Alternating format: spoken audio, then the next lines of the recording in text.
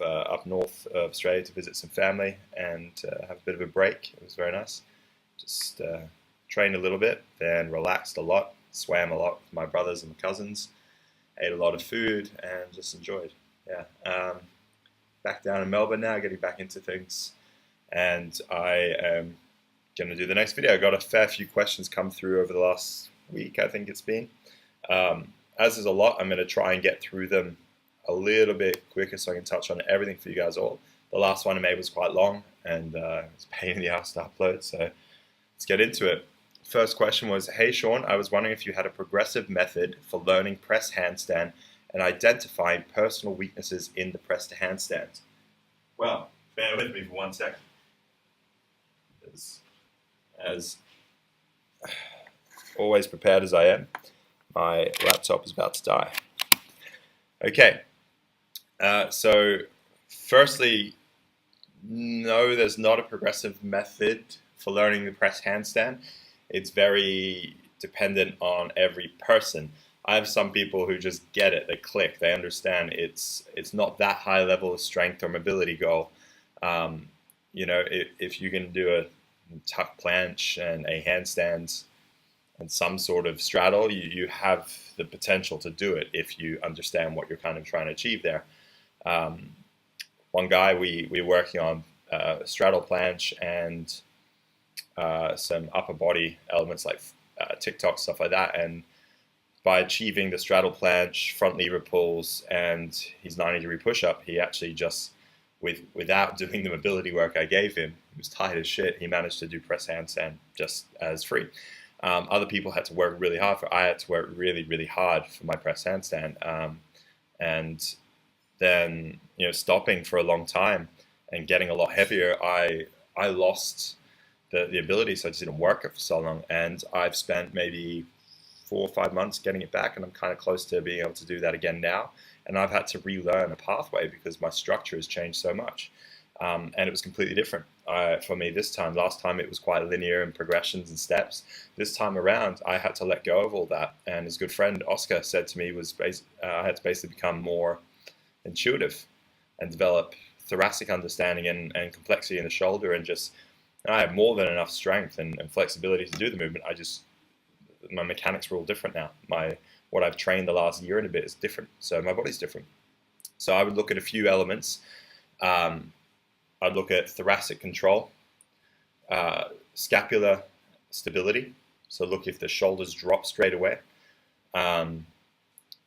If they have the coordination to roll up through the spine and get the hips over the shoulders. Active flexibility, so compression, bringing the hips up towards the chest in a seated position.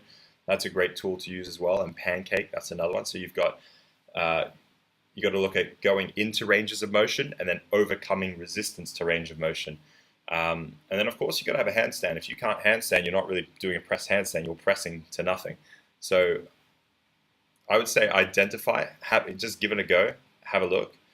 You can either try and press or do an eccentric, the movement in the reverse, and observe if you lose elevation in the scapular shoulder, if you start to arch through the upper chest and stick your ass out so you're not controlling through the thoracic spine and pulling those ribs in.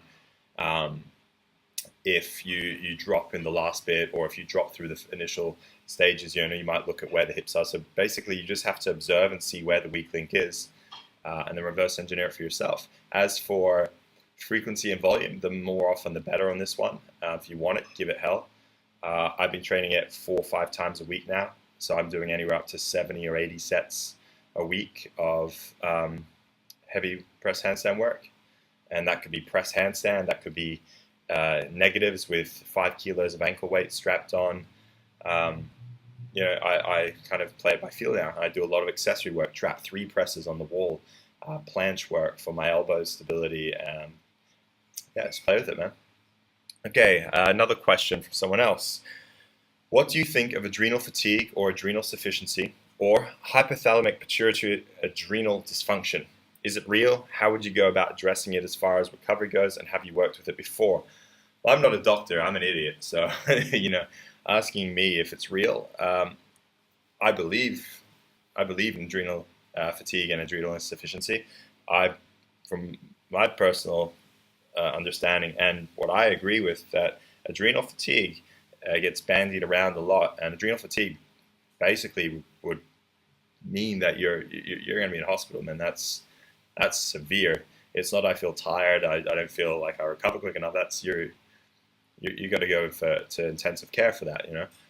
Adrenal insufficiency. I think that is a really common thing. I was actually watching some of Paul Chek's stuff this morning. He spoke about this too, and we overreach with our demands on our body, we overreach with our demands on our life, and then we overcompensate those overreaches with stimulants and poor food choices, and we put more demand on our body to overcome even greater shit: internal inflammation, excessive stress, diminished sleep.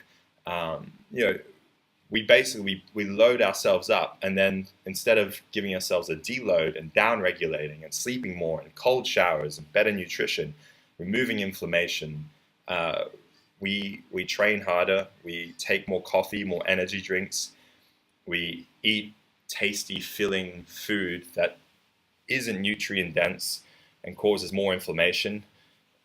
And a good way to look at it is if you cannot function without having your cup of coffee, if you are so fragile that a cold shower terrifies you, if walking up a flight of stairs gets you out of breath, it's not likely that you're out of shape. It's more likely that you are, overloading your system. I have worked with a couple of people for it, yes, in very different ways. And they had those issues with some other major issues that complicated it and made the whole approach different. And I was kind of like a last resort. And what we did worked, and it did fix it, and it wasn't a quick thing. But it was purely some advice, some opinions, some ideas for them to try. And we didn't do anything drastic. We didn't say, oh, you have to start supplementing with these specific amounts, and we have to give you drugs. I didn't say any of that crap. I literally took them off certain types of food, adjusted their training, gave them more down-regulated training. A lot of people don't want to do that. A lot of people, if you tell them to train less, stretch more, sleep more, take it easy some days, meditate, go for do something gentle. You don't always have to kill yourself. Miss a session. If you tell people to do that, they look at you like crazy, and they don't want to spend money or time dealing with that.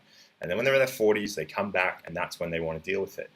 And there's no need for it, man. If you're really training with intensity, 3-4 times a week is all you can do at a high level with quality.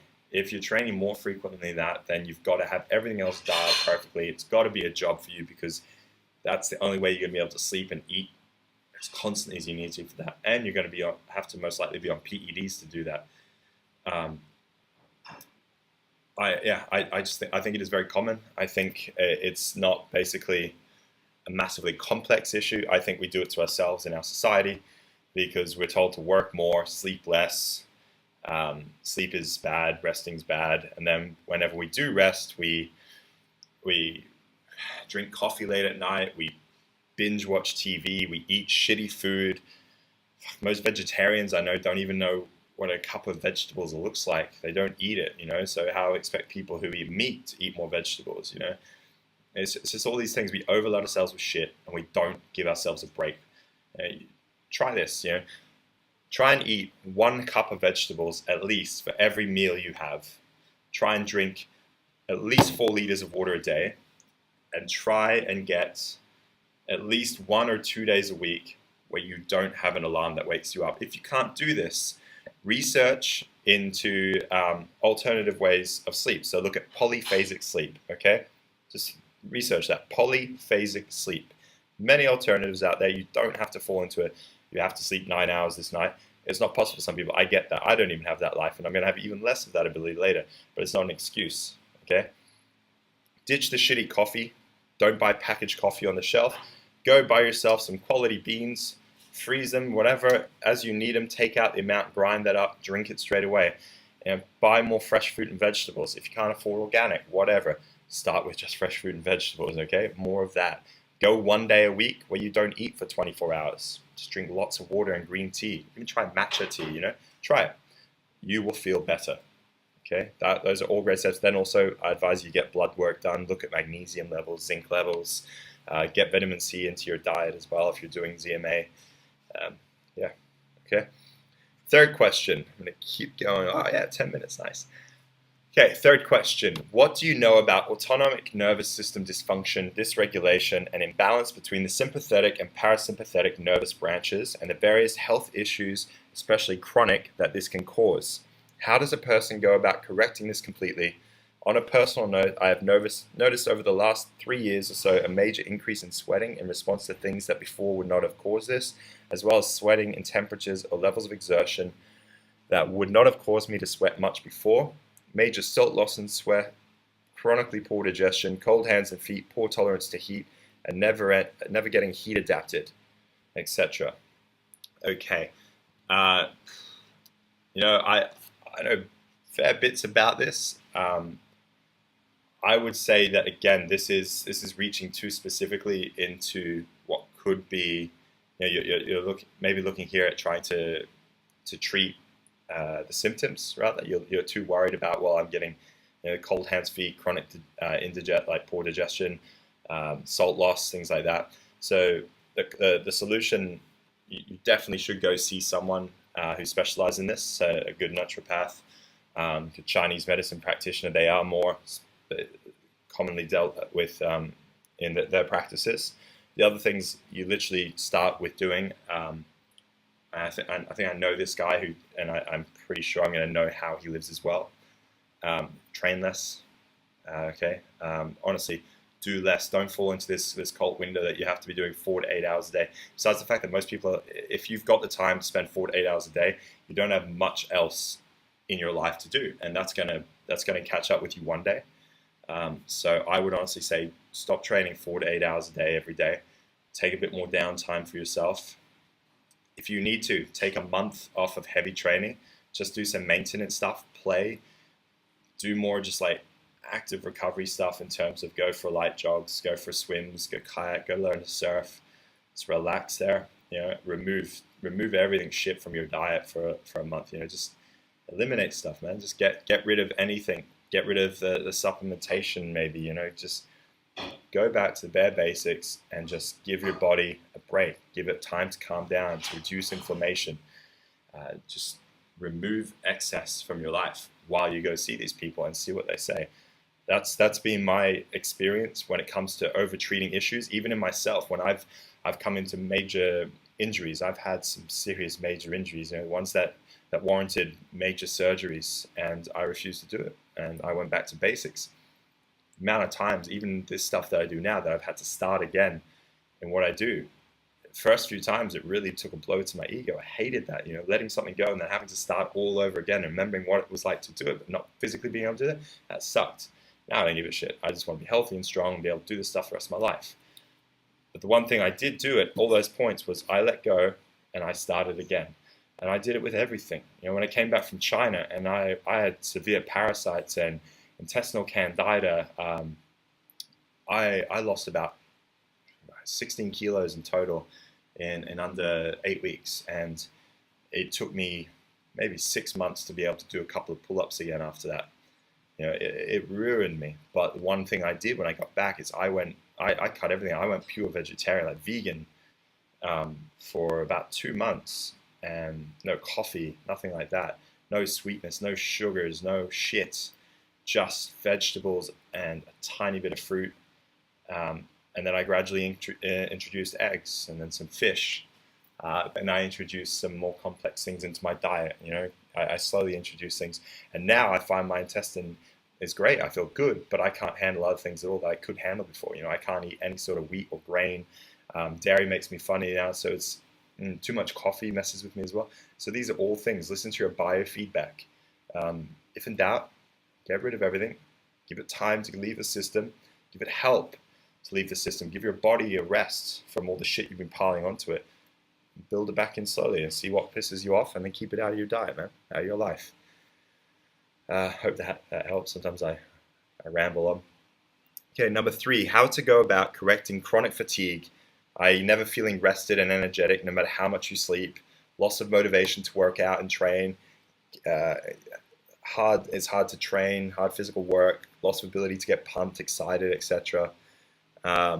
Can't even get a full breath, feel tension. Okay, so again, this is overstimulation of the body. This sounds like, it sounds like you're literally just loading yourself up with work stress, with life stress, with pressures environmentally, and then you're loading yourself up with training, with stimulants, with other issues, and it starts to create a lot of demand on the body. Just can't recover in time.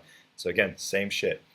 Clean up the diet, remove the crap out for a while, rest more. Look at getting some blood work done, increasing your magnesium levels. Especially I know where you are as well. You're in a hot country right now. I think you're in Jordan. Is that right? Let me see. Living in the Middle East, in Jordan, yes. Okay, so you're going to have to increase your salt intake massively. If you've gone low carb, increase it even more. Increase your magnesium levels. Look at taking vitamin C, and you have to calm the body down. It's a hot country. You're not going to be able to train multiple sessions a day and feel good and live and work. Just chill, have a siesta. Why do you think those hot countries, nap in the afternoon when it's hottest? They relax, okay? Just take it easy, do little bits here and there, look after your body, enjoy your experience while you're over there. And honestly, if you can go see someone, either a good naturopath or TCM practitioner, do it. Just make sure you're going in for, and they're listening to you. They're not just kind of running you on for money. Okay, less important questions. One, how many times a day do I personally eat? Am I 3 meals guy, 4, 5, or 6, or IF, intermittent fasting? I've done a bit of everything. I don't actually eat a specific number of meals per day. I kind of do it by feel. So if I'm hungry, if I feel fatigued, if I don't feel recovered from the day before, if I feel a bit water retentive, or if I feel my training wasn't good, then I increase certain elements of my food. I've done IF before. It was fine for health. I felt good. I got really lean, my leanest I have ever been. I had veins on my abs. However, my strength suffered, my sex drive suffered, a lot of my cognitive function didn't feel normal. I felt sharp, but it just basically wasn't supporting my training load. Now I eat less than 12 hours a day. I just think you don't need to eat more than that. So I pretty much will eat in less than a 12-hour window, and I just eat what I feel like as I need. If I train hard, I eat more. I eat more carbs. I eat more protein. If I don't really train, I'll go vegetarian some days and just eat nothing. Sometimes I literally just won't eat until like 4 or 5 in the afternoon, or I won't eat at all. I literally just kind of listen to my body more and see how I feel. And it's something that you need to learn. You can't program your body with sets and reps and tempo approach with food all the time. A lot of that was brought in. If you look at anyone who's really good at what they do, they change their programming all the time to a degree. They manipulate things, their lifestyle, their nutrition. The only thing that really started to bring in specific 6-week cycles of programs and stuff was that it was the only easy way as a coach to give someone in a distant country something they could follow for a progressive period of time where they didn't have to constantly change it every day and reteach you movements and stuff like that. That's all it is. So I'd say just start listening to your body more. Just play it by ear. Give it a test run. See how you recover. If you change it up, see what works best for you. Number 2, what are the best resources out there for learning how to heal one's entire gut and digestive tract and process? Or what should a person really focus on doing? I would look at Charles Poliquin and Paul Chek. I like their stuff. It's a big call depending on what is wrong with you.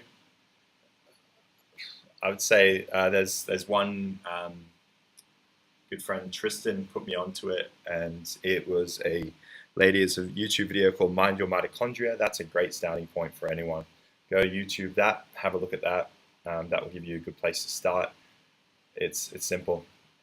Almost literally everything in the body, anything that can go wrong, starts with the gut. So what you put in your mouth, how you live your lifestyle, things that you put on your skin, these are incredibly important and much more important. A lot of people don't want to hear that, and a lot of people don't want to be told that a lot of their problems can be fixed with just nutritional lifestyle changes. They take slower. There's a slower time to notice immediate changes than, for example, pharmaceuticals. However, the pharmaceuticals are not, my opinion, that they're kind of treating a symptom rather than really treating the root cause. And from what I've learned and read, they have great use, don't get me wrong, at certain points, especially for certain cases. But when relied on purely without fixing the other factors first, they kind of just build on this never-ending list of new pills that you need to take. So I would just start with the basics, fix your nutrition, fix your lifestyle, and observe. Take it from there. Be amazed at what the body will do for you if you can give it the rest and the break it needs to do that. Also look at Juju Mufo, John Cowell's website, Acrobolics. He's got one there. He wrote on his nutrition. And even John Cowell, that dude loves training. He loves lifting, man, and he loves stimulants. He takes 1 month, I think, maybe even a bit more, off every year of training. He just plays, just lives, does other things in his life. He gives the body a rest and he loses a little bit of strength and size, and that's it. And he comes back and gets bigger and stronger the next year. Also look at Ben Greenfield. Yeah, he's got some awesome stuff. Number 3, how to address chronic systemic yeast and or fungal overgrowth and proliferation, as in having had some of overgrowth. So it sounds like you might have candida, which if you got that while you're in Jordan, then that is pretty common. And it could just be from the food, but I'd say most likely candida. I got this in China. It really messes you up and it's quite difficult to get rid of. We got rid of it basically by eliminating almost everything that wasn't a very basic plant-based product. It sounds stupid, but that really worked well for us. And then we slowly introduced things back in, trial and error, and listen to biofeedback. If we ate something and gave us a negative result, we just didn't eat it again for a while, or at all. We just cut it out, moved on. That's how I look at it. You could always go get a fungicide sort of to take, but it'll cause a lot of other problems. So you have to fix that as well. So it's not going to be easy, but if you find a good naturopath as well, again, like I said, they can do wonders for you on this stuff. Do a consult with them. Again, I'm not an expert on any of this stuff, but they'll be able to give you a great way to go about it, and I do believe it can be fixed nutritionally. Lastly, since I'm living in the Middle East and there's a great quantity of grains, legume, nuts, peas, etc., do you personally think that a person can have a healthy diet of meat, veggies, dairy, fruit, and legumes, peas, grains, and nuts? Well, first, I get rid of the legumes. They stop a lot of absorption of things. Second part of the question was, I asked because so many people are now so anti-grain, anti-legume, and think you should only eat meat and veggies. Mostly that's kind of hard and expensive to do in the country of Jordan. Yeah, I agree. People have been eating other things for a long time. However, the genetic structure of grains has changed over the years for mass production. It's not the same grain that people were eating 60 or 80 years ago, or even 50 years ago. It's not the same grain people were eating 1,000 years ago. So saying people could eat it there and eat it now is a very different thing. It's a different thing we're eating. If you react fine to it and you are one of the small percentage of the world that can digest grains well, cool. But if you can't digest it, assimilate it, use this, it doesn't cause inflammation, you don't get bloating, gas, lethargy. If you can't do those things, then I'd say remove it. It is difficult in the Middle East. I agree. There's wheat and grain and legume in fucking everything. I lived there for about 16 years of my life. I know exactly what you're talking about. I would say you don't need to eat as much meat as you think you do. Try eat less meat, man. Try to eat less than 400 grams a day, and only on training days. That should cover you nutritionally. That should also cover you cost-wise. If you take the advice I gave about giving your body a bit of break while you're over there and focusing on a few things at once, you're also not going to need to eat as much or train as often as you think as well. Vegetables are very cheap to get in Jordan. If you go to markets, go to the souks where the locals go and the laborers go. Very cheap vegetables there. You can also get quite cheap meat there as well. But I'd be careful with the sourcing of that. So if you're going to get meat, just spend a little bit of money and get that. As for the grains, man, it's up to you. Listen to your body. I wouldn't eat legumes, personally. I don't think they're very great for us. Nuts, grains, peas, yeah, just play it out, man. See how you go. All right, guys. I hope that helped. It's very broad topics there. I tried to give you my opinion, my advice on it. Again, this is a way for me to give my opinions on things. If you don't agree with it, then that's cool. Go do your own thing. I don't care. This is what I found that's worked and what I've got a lot of people to improve upon in their lives as well. If you have any other questions, email us or post on our group, Facebook page, The Movement Guide, or you can follow us on Instagram. It's man_mountain_po. I'm Man Mountain Po. So cool. See you later.